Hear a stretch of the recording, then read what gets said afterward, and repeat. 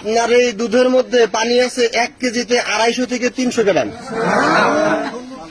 আপনি প্রতিদিন 1 লিটার দুধ কত বেচেন? 50 টাকা বেচেন। আপনার এই গাভীর দুধটা আমরা এখন পরীক্ষা করবো। এই পরীক্ষা করবো, একটু মুখাটা খুলেন, বোতলের মুখাটা খুলেন। সর্বপ্রথম আমরা তাপমাত্রাটা মাপ করে নিব, এখানে তাপমাত্রাটা কিরকম আছে। যার দুধটা বেশি ভালো তাকে আমরা পুরস্কৃত করবো। এই যে দেখেন, এই দেখেন বর্তমান তাপমাত্রা আপনারা সকলেই বুঝতে পারবেন। এই যে বর্তমান কি তাপমাত্রা আছে এটা আপনারা বুঝতে পারবেন। বর্তমান তাপমাত্রা আছে 33। এই যে 33, সমস্যা নাই, ওইটা নাই। দেখি আপনার দুধের তাপমাত্রা কেমন আগে। 33 পাইছে, হাত সরান আপনি।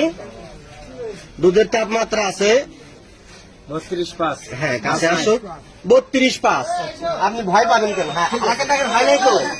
এখন তো পরীক্ষা, মুখে সরান। এখন এই দুধটার মধ্যে আমরা মেশিন ছেড়ে দিব। আগে তাপমাত্রা পরিমাপ করছি, ঠিক আছে? দেখা যাচ্ছে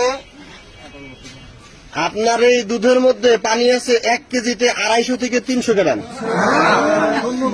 কেন দিচ্ছেন বাবা? এইদিকে তাকিয়ে বলেন। ভাড়া বলে আপনি 300 গ্রাম তো দেন নাই, দেখেন। আমি বলি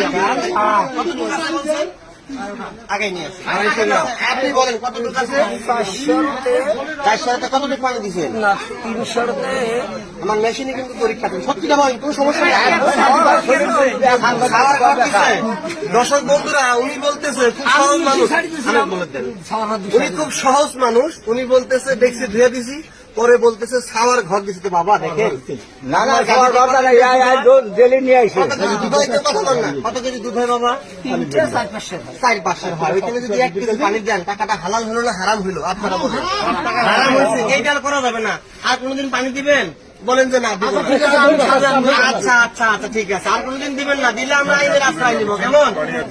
আর কোনোদিন দিলে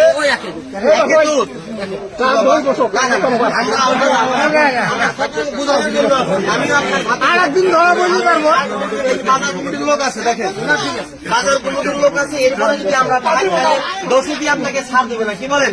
এখন চলেন, এদিকে আছে।